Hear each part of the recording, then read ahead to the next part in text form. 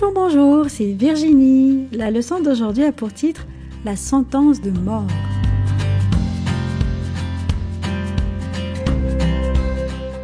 Le verset à mémoriser se trouve dans Psaume 34, verset 8. « L'ange de l'Éternel campe autour de ceux qui le craignent et il les délivre. » As-tu déjà joué à un jeu où tu étais prisonnier ou attrapé? Ensuite, on te libérait ou relâchait? Pour les Israélites, ce n'était pas un jeu. Ils étaient captifs en Égypte, mais Dieu avait un plan pour les délivrer. Dieu a donné à Moïse une mission spéciale. 9 fois, Moïse est allé voir Pharaon pour lui demander de laisser partir les Israélites et 9 fois, Pharaon a dit non. Alors Dieu a envoyé des plaies sur l'Égypte.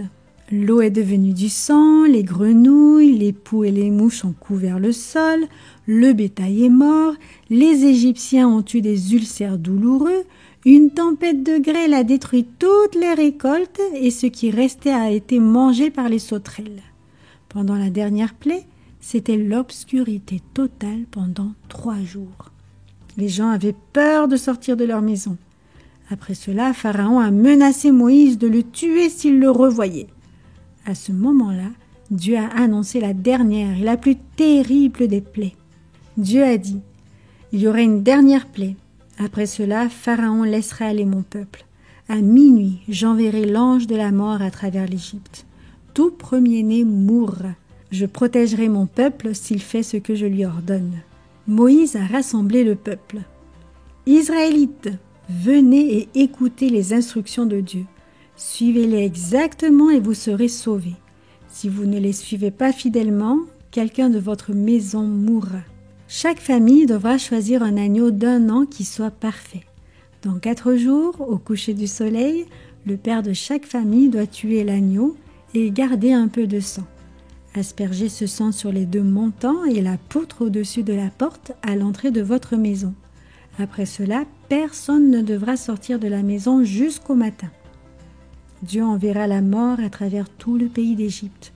Le premier-né de chaque famille mourra. Voici la promesse de Dieu.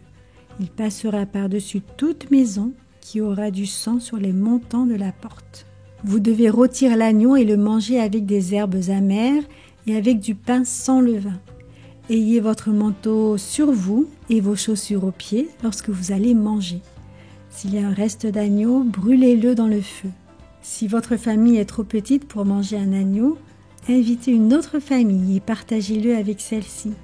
Mais les 2 familles doivent asperger les montants de porte de leur maison. Le jour venu, le peuple de Dieu a suivi exactement les instructions de Dieu.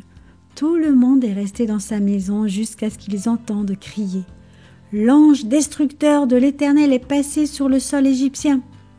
Le premier-né de tous les Égyptiens, depuis celui du plus humble serviteur jusqu'à celui de Pharaon, est mort. Pharaon a finalement accepté de faire la volonté de Dieu et a dit aux Israélites de quitter le pays. Tous ont emballé leurs affaires dans la joie. Ils ont demandé à leur maître égyptien des cadeaux d'or et d'argent. Ils riaient et criaient de joie. « Nous sommes libres, finalement, nous sommes libres !» Le repas du soir précédant leur délivrance est maintenant connu comme la Pâque.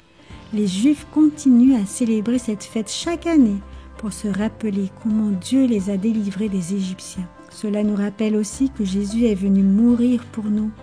De la même manière que le sang de l'agneau a sauvé les premiers-nés lors de la Pâque, la mort de Jésus nous sauve de nos péchés. Nous pouvons être libérés du péché et aller au ciel grâce à sa mort. Quel Dieu merveilleux!